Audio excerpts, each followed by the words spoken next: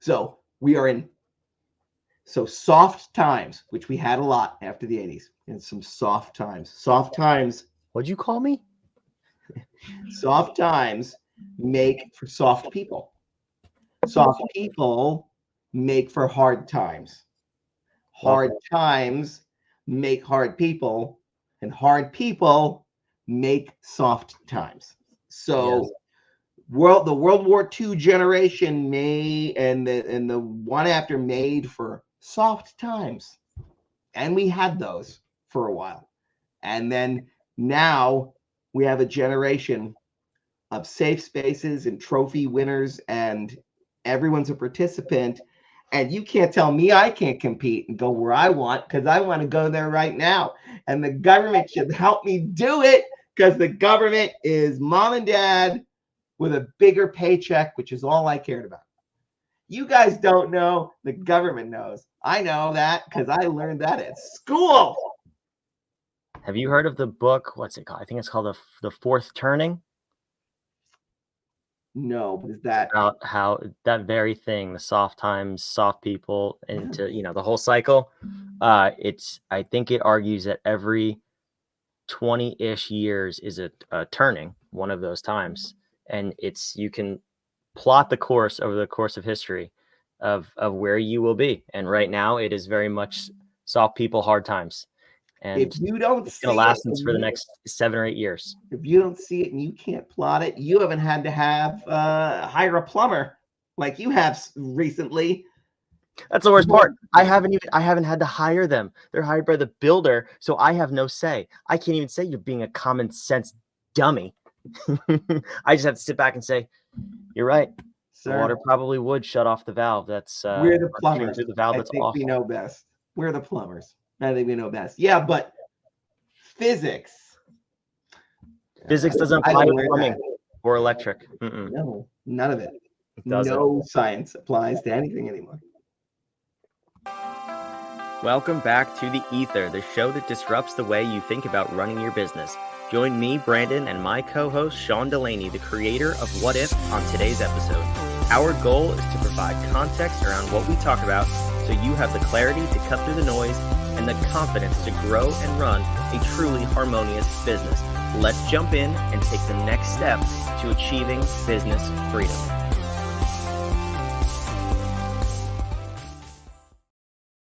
You can have business freedom as long as you're not a plumber or an electrician who we've already offended. So can we get a shout out in the comments or a like from all the good plumbers? An actual plumber who understands things? Yes. We're talking about the new wave of cheap labor who have been coddled and massaged and given and have no skills, and then show up and have the audacity to say, I think I know. I'm the one wearing just like we talked about the story of the kid showing up to take care of the giant bee situation in the attic, and he's lost from the second he gets here. And I'm not saying anything, and then he's looking up and down. He doesn't know what to do. I said, well, I know what you're trying to do, but I know the nest is up there, and so you got to go up there. Well, I wouldn't know. It's a big. It goes up there. It's a big attic. I can't find it. What do you mean you can't find it? Did you look? You were up there 30 seconds. Well, let me call my boss. What's your boss gonna know? He's not even here. This guy's the best. You know what? I want to talk to your boss, because 20 miles away, he's gonna tell you where that nest is. This is incredible. Can I watch this? Right, he walks outside. Comes in. Yeah. I guess I got to go up there again. I guess you do. Why is this my problem? I'm still working. You can keep popping your head in again and tell me you're looking for some adult guidance on, I guess I got to go up there again. Okay. Yes. Are there still bees pouring through into my house? Yeah. Then I guess you do. Now he's up there. I still can't. It comes down. Still can't find it. I said, how about this? I'm going to shove I'm going to get I have a pole that we use to clean out the dryer vents. That's bright. I'll shove that thing up into the attic. You can look for that. I'll put a flag on it if it helps you. He goes, well, I wouldn't want to create a hole in your house. I go, there's already a hole. That's where the bees are coming through. I'm going to shove it up there. He's like, well, it might make them angry. I go, you trying to kill them won't make them angry. They're going to be angry. That's why you're wearing a suit. Like, give me the suit. I'll go up there and do it. Bitch, just give me the materials. Oh, anyway, so I shove it up there. He goes, yup. Well, first, he goes, I don't see it. And I hear where he's walking. And he's on the other half of the house. I go, are you above me? And he's like, yeah. I go, go towards the steps. Because we knew they were left of the steps. Why are you right? I didn't say these things. So I just, could you go back to the hole? He looks down. Yeah, bees are stinging the head. Go that way. And so he's going to go. Figures it out. Finally figures it out.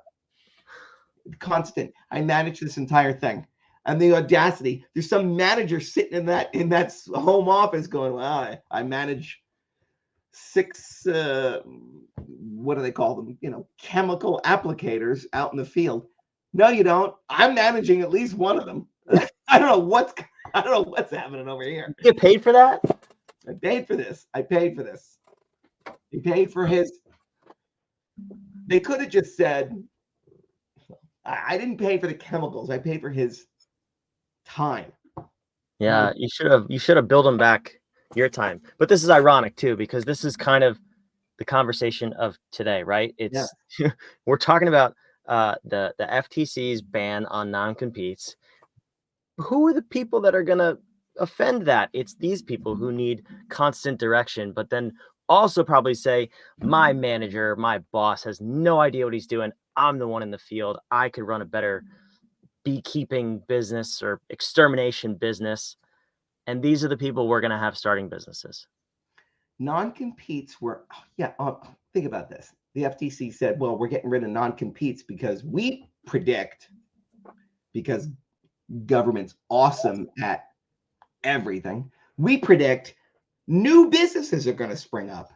Yes, of thieves, intellectual dunces, of non-starters, of people who see an opportunity because they came and worked for someone and said, oh, they trained me on everything on this. I could go do this myself. Great. Now there's 7 pizza places on this block instead of 1. And by the way, I didn't teach you everything. I taught you what you think you were being taught. In the same way that in institutional business, we see people leaving the Fortune 50 saying, I can run that. Oh, by the way, as part of running a business, I know everything about hiring and firing. Do you? Because there was a lot of institutional support around your natural inclinations that made you better at it. They wrote the job description for HR, wrote the job description, posted it to a million places. The very attractiveness of the big corporate monster that you worked for drew people in droves. They vetted them until they gave you the top 3 candidates, and you talked to all 3 of them, and 1 internal because of internal rules on opportunities, and you picked the person you thought you were going to pick right from the start and said, man, I'm good at this. And then HR took back over and and onboarded them and did all the things. And now you leave and start a business and you go, okay, time to hire. Where on my list of candidates? You don't know the first thing. Now, were they good at it? Probably not, because there's institutional stupidity that's going on there around their department too, but they've pretty much dialed it in if they're at that level, and you didn't realize how much support you were getting. And so here you are, new hire, you go to some brilliant new company, you learn all the things you need to know for your job, and now you think you're going to go and start a new business around what you just learned there. We had this, so there's lots of ways this is going to go bad for people. We had this happen to us where someone was see last week's episode for the summary of that one if you're curious. Someone was here, learned how we do, parroted like a parrot, like a bird's brain can hear words and then repeat them, kind of, not with context, which is how you know they're a bird and not an actual person, right? So So this bird's squawking things that you literally are saying, like, I'm just going to watch what Brandon's doing now. I can do this. I can learn their entire model. I can just take the tail end and spin it off. I'm not going to change colors or fonts or anything else because, I'm not creative at all. But I'm just going to go out and start a business that is essentially competitive with them. And then I'm going to take all my copy from Brandon because he say words good. Me can't. So I'm just going to say what he says, and it's going to work because it works for you guys. And don't you dare give me a non-compete. Now, non-competes, okay. I think non-competes should be a state issue. I think states that love business and want to encourage business would have non-competes that work for both the business and the people who want to have jobs and not steal, destroy, do anything nefarious. I think there was a way around that. And I think the non-competes should allow people to, every non-compete I've ever written has been put up against the test of, would I be denying this person gainful employment somewhere else? And so don't write it in a way that would say, you can't work anywhere ever because everything we do touches everything you do. That's nonsense. And courts already were going to strike that down. And so you make it geo-focused if that matters. You make it industry focused if that matters. You make it topic focused if that matters. And then you protect yourself with trade secrets and the secret recipe and practices and methods and sources. You do that. Now NDAs become massively important because I can't stop you from working anywhere. So think about this, Brandon, not only here. So we talked about it here. So for the small businesses listening, we have something that you could, it could be stolen a lot. Now, if you steal our words, our content, all those kinds of things, we will come at you with righteous fury. Well, there's trademark and copyright issues that can't be ignored. Yeah, but as far as the NDA, so if we hire someone who then says, I know this whole thing, I'm going to just go and do that. Well, then, right, we clearly should be able to say, for that, we're gonna use those other protections. So those are other IP protections and things we could do, because for a lot of entrepreneurs, they're saying things that most people understand already. So someone can't say, "Oh, I run Facebook ads," and this other person is running Facebook ads, and they say a lot of the same things I say. Yes, because that's where you are, right? Just like because that's your niche, and so you're all going to talk alike there. Okay, that's not what we're talking about. And then there's the side of what we're doing with BevGraph packaging, and there are patentable things there. Great. But the second we hire somebody, the second we do, we have to worry about, are they some kind of corporate espionage type of person? Because what we have is going to change the world. Wolves will come. So we have to be cognizant of that. Who are we hiring? Background checks become more important. And what were you going to get with a reasonable non-compete? All right, 3 years, you can't go and do this exact same job somewhere. So what happens? We're doing this thing. Coke and Pepsi both say, oh my God, that's incredible. Let's start stealing that. They pencil that in for next month. Maybe somebody comes with not sent by them. Let's not cast aspersions, but someone is hired by us. They're learning every single thing under the hood. And now the competition says, well, I know there's no non-compete. Come here. And now it becomes a benefits package and remuneration kind of play. And so now everyone's getting these massive salaries for things they know at first as people start jumping ship, and then that gets completely diluted because now anybody could do that. I don't care that you worked at Coke, I worked at Coke, he worked at Coke, everybody works at Coke. Anybody can get a job there because everybody's jumping ship for a higher paycheck. And now we've destroyed the entire model. With any kind of knowledge, all knowledge becomes infinitely transferable, communal, and shared, which I guess is kind of like the internet, but now it's like we'll share everything inside of this company, everything they do. Well, You can't sort protect of, it. because there's two ways that you could go with this. You could go the Coke route and the KFC route of saying our recipe is so important, our IP is so important to the longevity and survival of this company that we have to break it up so no one person will ever know more than, I'm making up numbers, 8% of this recipe.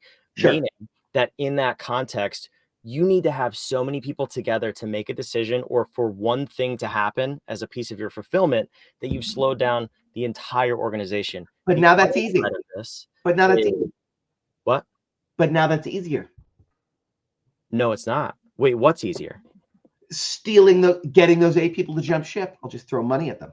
Well, this is the other thing too. So let me get there, because this So that's is why you have to go NDA. But go ahead.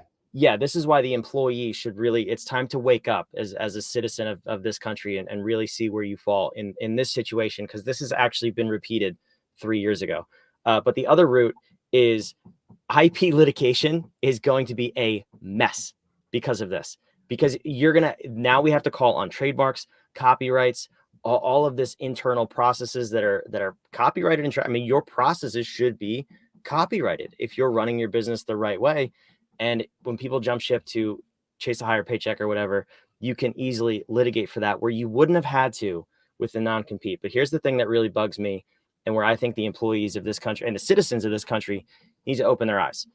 4 years ago, whatever it was now, you were called by your government non-essential workers. Why do I say that? Because on the threshold for the non-compete ban is $151,000 a year salary and under. Above that, non-competes still are in effect, and they can be for the foreseeable future. Meaning, the majority of this country earning less than that, I think it's literally 98 to 99% of the country earn less than that on an annual basis. You just got called non-essential workers 4 years ago, and you're being reinforced as a non-essential worker again. So the government is saying, you are so meaningless in your job. You do not have enough proprietary information and knowledge about what you do that we're willing to just let you go out into the marketplace and not have a non-compete, because there's no possible way you're a true threat to the company that you're working for. Does nobody else see that? Like, America, please, can you wake up? Right. And that's a new ceiling that you may not want to cross over. Mm-hmm. Just like some people would say, well, if I make that much, now I'm in a different tax bracket. I don't need that nonsense because I'm actually going to lose money unless it's a massive jump. So, hey, we want to promote you. Am I now essential? Because that might mean something to me. Do I matter? So now there's a nice little acceptance of your gray uniform as a non-essential corporate employee. We're preparing you for your cube under the factory so you can be paid by us and live in corporate housing and get discounts on our products all in one building. Welcome to China. Isn't that crazy that we seem to be doing things that they do more and more every day? The odds are astronomical, but I guess we won the lottery, America. That's what we're doing. So, because it couldn't be intentional. So NDAs, look what just happened. NDAs became massively important because it's like, I can't stop you from going anywhere. You're going to come here, I'm going to tell you everything, and you're going to go somewhere. And then we can buy you back and they can buy you back, right? If you're that essential, well, the essential level, we can protect that still for now, today. But you still have knowledge. You could still jump ship now. You can go to the competition. Great. Why were we trying to prevent it in the first place? Think about that. And are we still defending against that? No. So now we're going to jump ship all over the place. That's fine. And because they want to, what do they say? Because we want to spur innovation. Yes. So you think someone who comes and works for our company is going to learn enough that then you're going to incent them to spin off a new company with our stuff with everything they learned here in our space. A non-compete at least got us to say, you can go work somewhere else and use these skills. But in our space with our competition, like, give us a little time. No, doesn't matter, because they're, as you point out, non-essential. You're a cog. You're a gray uniform. No one cares. The message this sends both to every employee, both to anyone who wants to start a business now, seen as a thief, anybody who has a business where they're pouring into things. And they're saying, well, I guess my only hope is an NDA. And they turn on the news and all they see now is a president being dragged into court because we're all going to talk about how NDAs don't mean anything. And everything that was in it is now out there. So we're going to now already start chipping away at NDAs. It's never about the thing that you think it's about. It's always about something else. So now we're going to start chipping away at NDAs too, because we want to have communal sharing. Communal. What's another word like? Communal. That's interesting. Yeah. What communal sharing of information. Communalism. Let's make that short. Of information, of salaries. We have to erode the salary gap, erode the time it takes from an innovation to be proliferated amongst other providers, erode the protection of knowledge, the protection of, hey, the training we gave you to skill you up. We're going to erode all of that. It's very social too. It's socialism. Because you're talking to a lot of people, because you're getting on the phone saying, guess what I just learned? Mm-hmm. This, and this. Want to hire me? I sure do. And it's very communal. Very communal. All that kind of thing. But it is the antithesis of whatever you're trying to do as an entrepreneur. And entrepreneurs are the spark, the engine, the force for growth, innovation, and betterment of all. And so as an entrepreneur, fight this, fight everything for your freedom to run your business, protect your assets, and make things happen for the world and your employees in the space that you create. And do not cede that to government, because government has never made any business better than it's made itself. No. And I was going to ask too, because that was kind of that's the leading direction, is you take away non-competes. Okay. We still have trademarks, copyrights, patents, most importantly, probably NDAs. Put your lawyer hat on for just a second here. Is it easy to, in a court, for a judge to say this NDA looks way too much like a non-compete and to basically nullify that as well? Because that's clearly where they're going with this. Is it easy? Well, I don't, my God, my lawyer hat. I don't know about easy, but like, is that kind of the progression of where we're going? The judicial system now seems just unmanageable. I don't know what anything means anymore. So where are they going? What are they doing? Because you literally will see things like, I'm just going to put a gag order on you.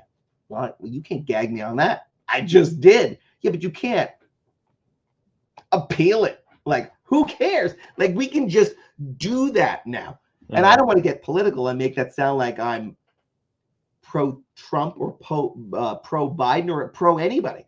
I know the law. I know you can't do that. It's like, yeah, but this is an exception because he's really bad. There's no such thing. Vote for that. Let me see senators who write that law. Let me see it. And let me see the court's interpretation of it before you just start going, if I say it long enough, it's true. It's the Wild West out there. What I'm saying is this: there's one ultimate protection for every single entrepreneur, because please do not go to sleep tonight as an entrepreneur trying to do amazing things in the world. Do not think that I don't control this and the government controls what I can do. If your product is needed in the world and your core values and mission and vision align with helping people, and you have your value exchange set in the right direction, governments can say and do anything they want, but at some point the people, economics will take over. You have to be so good they can't shut you down. You have to be so good, they can't shut you down. And that should have been your mission as an entrepreneur to begin with. Unless you have a hobby business, you said, I like to play here and make a little money to support it. That's great. If you're trying to really serve people with your business's mission, then you should already be thinking, I want to be so good. I don't have to worry about my marketing. I don't have to worry about the government. I don't have to worry about convincing people. I don't have to worry about influence. I don't have to worry about any of that. It's so good. Barriers will be removed, and I will execute towards that all day, every day. That's the only protection you have, because they can't take that away from you. And that's what your constituents, your avatars, your customers want from you. And the name for that is to run a harmonious business, because when you have a harmonious business, by definition, you don't have people wanting to jump ship. You don't have things that are able to be stolen or thieverized from other people. And the government does not have a hold on your business. Everything that Sean just said. The first step to see if you have a harmonious business, of course, we say it a lot, is to go to whatif.com. We'll tell you if you do. We'll tell you how you rank as a harmonious business or not. Go take our assessment. It's called the BAD, because we're in a bad situation here, but we want to make it better. We can show you how to make it better and how to build a harmonious business. And these things aren't scripted. Look what you did at the end. Look at us shooting laser beams and purple blue circuses.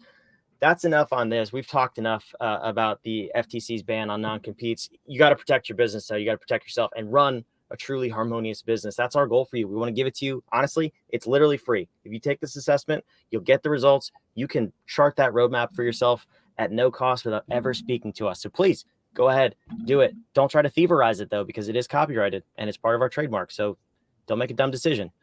We'll see you next week on the Ether. Thanks for watching.